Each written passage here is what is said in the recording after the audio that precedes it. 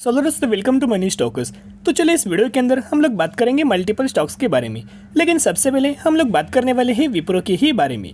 तो अगर आप आज के दिन विप्रो का ही दोस्तों परफॉर्मेंस देखोगे तो हमें पॉजिटिविटी के अंदर हर एक दिन विप्रो के अंदर हमें क्लोजिंग हमें नजर आ रही है।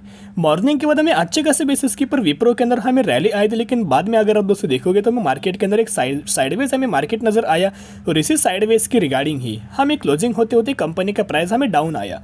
लेकिन कंपनी का जो आज के दिन जो हाई लगाया था कंपनी ने 72 रुपीज़ के आसपास हमें हाई कंपनी ने क्रिएट किया था और 75 रुपीज़ का जो लेवल से यानी कि विप्रो का जो 75 रुपीज़ का जो लेवल से एक स्ट्रॉन्ग रेजिस्टेंस हमें लेवल है, इसी लेवल्स को विप्रो ने ब्रेक करके ही दोस्तों नीचे आया था।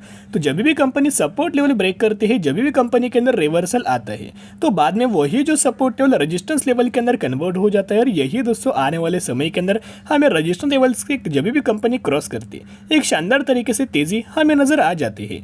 तो विप्रो के अंदर आपको पता है कि ये जो कंपनी हमें आईटी सेक्टर से ही दोस्तों बिलोंग करती है, लेकिन बहुत सारे लोगों को नहीं पता कि ये कंपनी सिर्फ और सिर्फ आईटी सेक्टर से दोस्तों बिलोंग नहीं करती।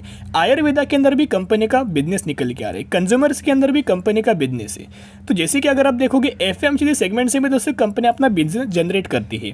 फिर इलेक्ट्रॉनिक्स जो इक्विपमेंट्स होते हैं वो भी दोस्तों कंपनी मैन्युफैक्चरिंग करती है। वैसे नॉन आईटी सेगमेंट से भी कंपनी ह्यूज अमाउंट ऑफ हमें अच्छा खासा बिजनेस करती है, लेकिन मेजोरिटी जो रेवेन्यू जो सोर्स होता है वो आईटी सेक्टर है। इसीलिए सबको पता है कि ये कंपनी हमें आईटी सेक्टर से बिलोंग करती है, लेकिन बहुत सारे एक्सटर्नली कंपनी हमें बिजनेस भी दोस्तों बहुत ज़्यादा करती है। तो ये दोस्तों मैं डेटा क्यों आपके साथ शेयर कर रहा हूँ, इसके पीछे का रीज़न एक ही है कि कंपनी के अंदर एक बहुत बड़ा हमें अपडेट्स आए, बहुत बड़ा हमें न्यूज़ आए हैं।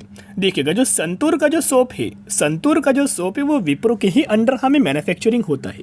ये जो ब्रांड है विप्रो का ही दोस्तों ब्रांड्स निकल के आ रहे हैं। सोप के अंदर भी कंपनी का बिजनेस है और आयुर्वेदा के कुछ अमाउंट ऑफ प्रोडक्ट्स है उनके अंदर भी हमें विप्रो का बिजनेस है। तो इसी रिगार्डिंग हमें एक अपडेट से देखिएगा, Wipro consumer care crosses 10,000 crore revenue mark in financial year 2023। यानी कि दोस्तों अगर आप देखोगे एक सालों में 10,000 करोड़ का सेल करना या फिर 10,000 करोड़ का सेल्स का जो रेवेन्यू से इतना ह्यूज अमाउंट ऑफ करना दोस्तों पॉसिबल बात नहीं होती। लेकिन कंपनी ने ये जो पॉसिबल जो बात है वो करके दिखाया है, जो अनपॉसिबल था लेकिन करने दोस्तों ये पॉसिबल हो चुका है। एक शानदार तरीके से कंपनी ने ये परफॉर्म किया है। तो जिन भी लोगों ने पिछले एक सालों से विप्रो के अंदर निवेश किया होगा, पिछले 1.5 सालों से निवेश किया होगा, वो लोग अभी भी हमें लॉस के अंडर ही नजर आ रहे हैं। उनका जो पोर्टफोलियो अभी भी हमें नेगेटिविटी के ही अंदर दोस्तों नजर आ रहे हैं। लेकिन एक रिक्वेस्ट करना चाहूँगा, जिन भी लोगों ने पहले से बाइंग किया है फिर बहुत ज़्यादा हायर लेवल के ऊपर अगर आपने बाइंग किया और वहाँ से ही कंपनी के अंदर हमें करेक्शन नजर आया तो यहाँ आपको 100% होल्ड करना चाहिए। और जो भी लोग विप्रो के अंदर दोस्तों फ्रेश बाइंग करना चाहते हो 375 रुपीज़ से लगातार कंपनी अगर ऊपर हमें क्लोजिंग दे 375 रुपीज़ के लेवल क्रॉस करे, फिर आप विप्रो के अंदर बाय ऑन स्ट्रेटजी अप्लाई करना स्टार्ट कर सकते हो, क्योंकि एक स्ट्रॉन्ग रेजिस्टेंस 375 रुपीज़ का लेवल्स हमें निकल के आ रहा है। और जिन भी लोगों ने 2020 से ही स्टॉक मार्केट के अंदर आए हैं, इन्वेस्टमेंट स्टार्ट किया है, उन लोगों को दोस्तों करंटली ऐसे लगता होगा कि विप्रो एक डूबने वाली कंपनी है, विप्रो डूब जाएगी या फिर आने वाले समय के अंदर शेयर होल्डर्स को बिल्कुल भी मुनाफा नहीं देगी, रिटेलर्स को मुनाफा नहीं देगी। लेकिन अगर आप विप्रो का मैक्सिमम का परफॉर्मेंस देखोगे तो huge amount of return company ने शेयर होल्डर्स को बना के दिया है, शेयर होल्डर्स को कमा के दिया है।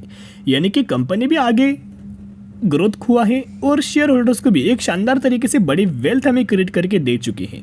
तो जिसके चलते अगर आप देखोगे बोनस देने वाली भी कंपनी है, बोनस भी ह्यूज अमाउंट ऑफ देती है।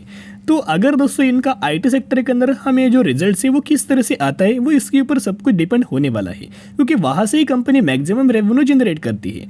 तो जिसके चलते जब भी दोस्तों विप्रो का Q4 का रिजल्ट आएगा मैं 100% आपके साथ रिजल्ट शेयर कर दूंगा। तब तक के लिए जरूर दोस्तों चैनल को सब्सक्राइब करके रख सकते हो। जिस भी कंपनी का रिजल्ट आएगा, bonus regarding, dividend regarding, split regarding, जो भी कंपनी कंसिडर करने वाली है as well as Q4 result, तो मैं आपके साथ उस वीडियोज रिगार्डिंग, कंपनीज रिगार्डिंग में शेयर कर दूंगा। तो दोस्तों अगर आप निवेश करना चाहते हो बाय ऑन स्ट्रेटजी अप्लाई करके लंबे समय के लिए निवेश करना, एक रिक्वेस्ट करना चाहूँगा कि करंटली जो विप्रो है हमें रजिस्टेंस लेवल के ही आसपास निकल के आ रहे हैं। तो जो भी लोग सेफ गेम खेलना चाहते हो 375 रुपीज़ के बाद में ही निवेश करना। जिन भी लोगों ने पहले से बाइंग किया है वो आने वाले फ्यूचर के हिसाब से होल्ड कर सकते हो। अगर आप करंटली आईटी सेक्टर के अंदर जाना चाहते हो तो करंटली जो बेस्ट लेवल्स के ऊपर जो कंपनी बिलोंग कर रही है TCS और इन्फोसिस है। तो चलिए अगली कंपनी के बारे में बात करते हैं। तो एक कंपनी के अंदर आपको 72 पर शेयर का डिविडेंड का एक कंपनी ने डिविडेंड या दिया है और ये अनाउंसमेंट भी हो चुका है। बेसिकली अगर आप देखोगे 3 सालों में एक सबसे जो 3 साल है उसमें से सबसे हाईएस्ट डिविडेंड कंपनी ने दिया है 72 रुपीज़ का। तो कौन सी कंपनी? बेसिकली एफएमसीजी सेक्टर से कंपनी बिलोंग करती है। और हम लोग बात करें ब्रिटानिया के बारे में। ब्रिटानिया की अगर बात की जाए 100% आपने इस कंपनी का प्रोडक्ट्स कभी ना कभी यूज़ किया होगा, लाइफ में एक बार तो यूज़ किया होगा। बहुत सारे लोग ऐसे हैं कि कंपनी का जो ब्रिटानिया कंपनी का जो प्रोडक्ट्स है वो करंटली भी यूज़ करते होंगे। तो अगर आप ब्रिटानिया कंपनी के प्रोडक्ट्स अगर आप करंटली भी दोस्तों यूज़ कर रहे हैं तो आप डायरेक्टली और इनडायरेक्टली कंपनी का फाइनेंशियल्स के अंदर हमें सपोर्ट कर रहे हैं। तो जिसके चलते अगर आप देखोगे तो सिर्फ डिविडेंड की ओर जाना मत। कंपनी का जो एक्स डेट है हमें दिया गया है जो है थर्सडे यानी कि 13 अप्रैल। तो जो भी लोग 13 अप्रैल से पहले अगर आप कंपनी के अंदर बाइंग करेंगे तो ही आप एलिजिबल होंगे और तो ही आपको इस कंपनी के अंदर डिविडेंड रिगार्डिंग दोस्तों बेनिफिट मिल जाएगा।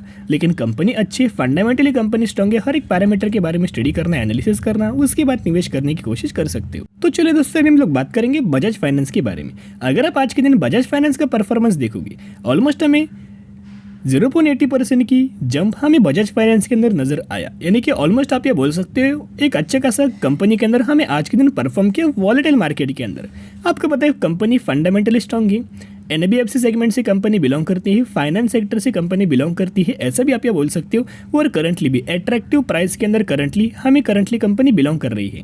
लेकिन एक बहुत बड़ी हमें खबर आ चुकी है, तो आप ये देख सकते हो Bajaj finance new loan booking up 20% year on basis in Q4 and इनका जो कोर है AUM ग्रो 29%। तो एसेट अंडर मैनेजमेंट अगर आप देखोगे AUM means asset under management, उसके अंदर भी ऑलमोस्ट 29% का कंपनी ने ईयर ऑन बेसिस ग्रो किया है। और इनका अगर आप लोन्स देखोगे तो न्यू लोन्स के अंदर कंपनी का ऑलमोस्ट 20% की ईयर ऑन बेसिस ग्रोथ निकल के आई है। तो बहुत सारे ब्रोकरेज फर्म का एक डाउनग्रेड किया था कंपनी को, सेल रेटिंग दिया था, टारगेट क्या दिया था 3000 रुपीज़ का टारगेट दिया था, 3500 रुपीज़ का टारगेट हमें बजाज फाइनेंस के अंदर दिया था। तो दोस्तों मुझे कमेंट सेक्शन के अंदर बताओ कि कंपनी सच में क्या 3000 रुपये के आसपास आएगी? इतना हमें कंपनी बुरा है? बुरा दोस्तों कंपनी बिल्कुल भी नहीं है। लेकिन स्टॉक मार्केट के अंदर कैसा होता है, बिल्कुल दोस्तों आपको पैनिक किया जाता है, पेशेंस लूज किया जाता है। और पेशेंस लूज करने से बात क्या होगा, रिटेल इन्वेस्टर ट्रैप हो जाएगा। और ट्रैप होने के बाद क्या होगा, हमें कंपनी के अंदर डायरेक्टली आपको रिवर्सल नजर आ जाता है। तो यहाँ दोस्तों अगर आप देखोगे तो बजाज फाइनेंस का जो Q4 का रिजल्ट आने वाला है 26 अप्रैल के दिन हमें ऑफिशियली डिक्लेयर हो चुका है।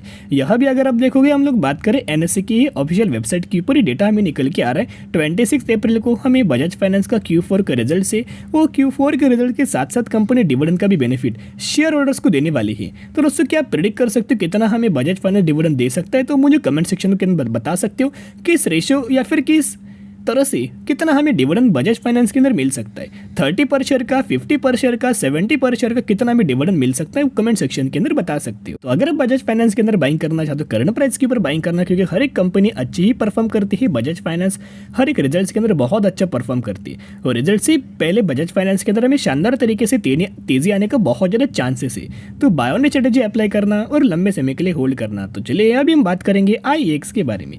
IEX का आज के दिन भी परफॉर्मेंस देखोगे, हर एक दिन कंपनी एक अच्छी खासी हमें कंपनी के अंदर रैली हमें नजर आ रही है। और आज के दिन भी 2% की रैली हमें IEX के अंदर नजर आ चुकी है। तो एक रिक्वेस्ट करना चाहूँगा, जो भी लोग फ्रेश बाइंग करना चाहते हो IEX को करंटली इग्नोर करना। देखिएगा करंटली IEX को फ्रेश बाइंग मत करना। यहाँ भी दोस्तों अगर आप देखोगे जो IEX का जो वॉल्यूम से उसके अंदर 4% की गिरावट हमें ईयर बेसिस हमें निकल के आ चुकी है। क्यों दोस्तों करंटली हमें फ्रेश बाइंग इग्नोर करना चाहिए? इसके पीछे का रीजन यही है। अगर आप कंपनी का फाइनेंशियल्स देखोगे, नंबर्स देखोगे तो दिसंबर क्वार्टर के अंदर लगातार दोस्तों डाउन हमें फॉल नजर आया है, सिर्फ मार्जिन के ही अंदर हमें अप नजर आया है। एक रिक्वेस्ट करना चाहूँगा, जब तक कंपनी का Q4 का रिजल्ट नहीं आता सबसे पहले आप कंपनी का Q4 का रिजल्ट देखना किस तरह से कंपनी परफॉर्म करे। अगर कंपनी अच्छा परफॉर्म करे तो जरूर कंपनी के अंदर बाय ऑन स्ट्रेटेजी अप्लाई करना। अगर दोस्तों कंपनी बुरा परफॉर्म करेगी तो और हमें IEX के अंदर गिरावट आने का हमें चांस निकल के आ रहे। तो जो भी लोग सेफ बाइंग करना चाहते हो, सेफर तरीके से खेलना चाहते हो, यहाँ रिजल्ट्स के बाद ही निवेश करने की कोशिश कर सकते हो। तो आज के लिए इतनी। अगर आपकी वीडियो पसंद है जरूर वीडियो को लाइक शेयर सब्सक्राइब कर सकते हो। फिर मिलेंगे, बाय।